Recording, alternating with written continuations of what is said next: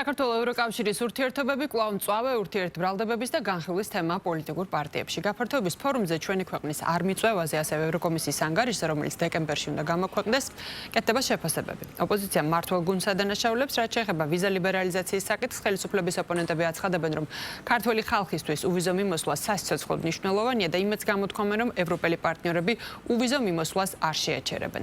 მმართველი გუნდი კი ბრიუსელის ნაბიჯებს ქართველი ხალხის და ხელისუფლების დასჯის მცდელობას უწოდებს. გაფართოების ფორუმი ევროკომისიის ორგანიზებით ბრიუსელში 18 ნოემბერს გაიმართება სლოგანით კავშირის სრულყოფა და ჩვენი მომავლის უზრუნველყოფა. მას ევროკომისარი გაფართოების საკითხებში მარტა კოსიულმას მიენძლებს. ევროპის პრაქტიკულად ყველა დედაქალაქი მოვიარე იმისთვის, რომ პარტნიორებს ვეხვეწოთ, რომ საქართველოს არ გააუქმონ უვიზო მიმოსვლა. მაშინ როცა რეჟიმი ახდენს დიქტატურის კონსოლიდაციას, რომ დაისაჯოს რეჟიმი და არ დაისაჯოთ საქართველოს მოქალაქე. მადლობა ღმერთს, რომ აღნიშნული გახდა შესაძლებელი პოლონეთის პრეზიდენტობის პირობებში მიღებული გადაწყვეტილების საფუძველზე, რომელიც ითვალისწინებს უვიზო მიმოსვლის შეჩერებას არა საქართველოს ყველა მოქალაქეზე, ეგრეთ წოდებული ბლანკეტური წესით, ანუ რაც ყველაზე ვრცელდება.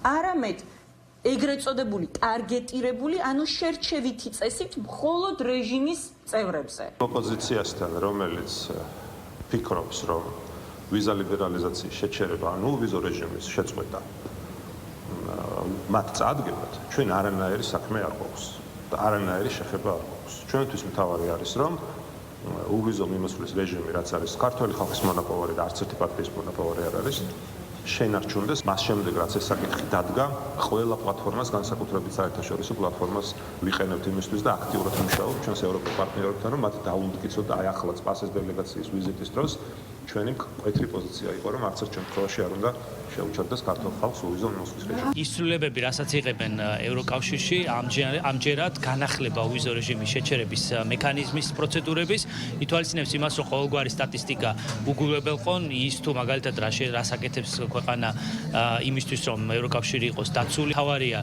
ჩვენ მათ შორის საქართველოს საზოგადოებამაც იცოდეს, ვინ არის პასუხისგებლიანი აქტორი, ეს არის საქართველოს ხელისუფლება, რომელიც მუდმივად ცდილობს ჩვენი შესაძლებლობების ფარგლებში იყოს დაცული ეს კრიტერიუმები. ამავე დროს საზოგადოება ხედავს, ვინ არის უპასუხისგებლო აქტორი, ის შიდა პოლიტიკური ძალები, რომლებიც ცდილობენ, რომ ეს ქვეყნისთვის მნიშვნელოვანი, საზოგადოებისთვის მნიშვნელოვანი საკითხი აქციონ შიდა და პოლიტიკურ დაპირისპირების საქმე. რადიკალი პოლიტიკური ჯგუფების წარმომადგენლები დადიან ბრიუსელის კაბინეტებში და ცდილობენ, რომ რამდენადაც ქვეყანა დააზიანონ და მიაღწიონ იმას, რომ საქართველოს დაკარგოს უვიზო მიმოსვლა ევროკავშირთან.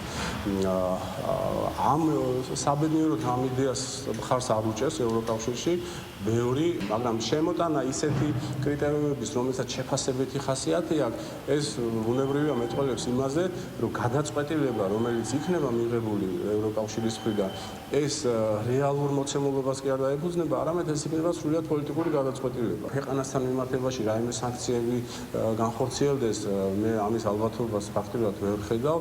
არ გამოვლინწყარო კონკრეტული საჯარო მოხელეების მიმართ რაიმე სანქციების დაწესებაზე იყოს საუბარი.